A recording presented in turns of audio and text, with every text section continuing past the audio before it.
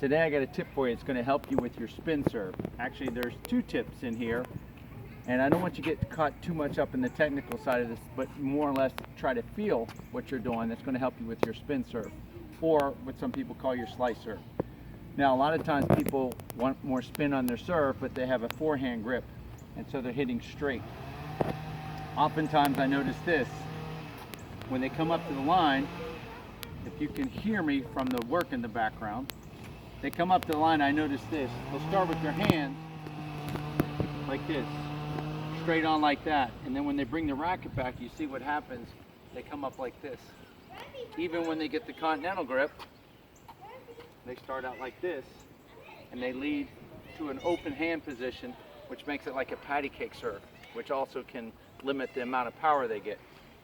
So if you're in the continental grip, what I teach junior players or beginning players is to pretend right next to you is a cake, a little birthday cake.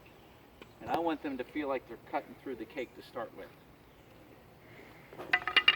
So you picture you got your knife in your hand and you're going to cut through the birthday cake. Now I don't get in right now about the timing of how you should toss and should you toss first and then start pulling it back, but just stick with me here.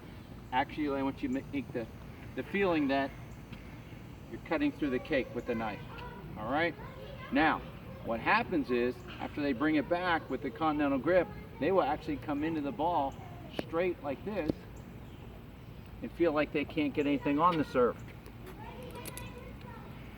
So what you do is you take your basic kitchen spatula.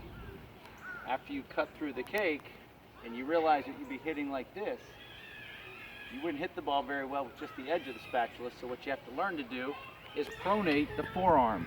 It's a simple move of turning over your thumb.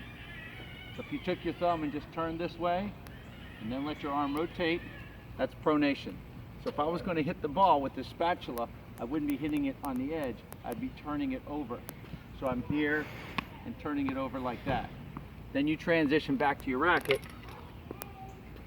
I'm in the continental grip, I cut through the cake, and then when I hit the ball, instead of coming in straight like it's an axe, I pronate as I come towards the ball. So, cut the cake, toss, boom. One more time. All I'm going to do is rotate the forearm by turning my wrist and my forearm, just by turning the thumb down, all right? There is a fallacy. You'll hear people say, even sometimes commentators on TV talk about the wrist snap. The wrist does not snap. When you say that to somebody, they think it's snapping the wrist, and they do this, and that hurts, and sometimes it hurts worse because they'll crack their shins. But it's not really a snap of the wrist. The wrist does move, it turns, but it's called pronation, all right? Cut the cake, pronate, put some time in, you get a good spin serve. Have a great day.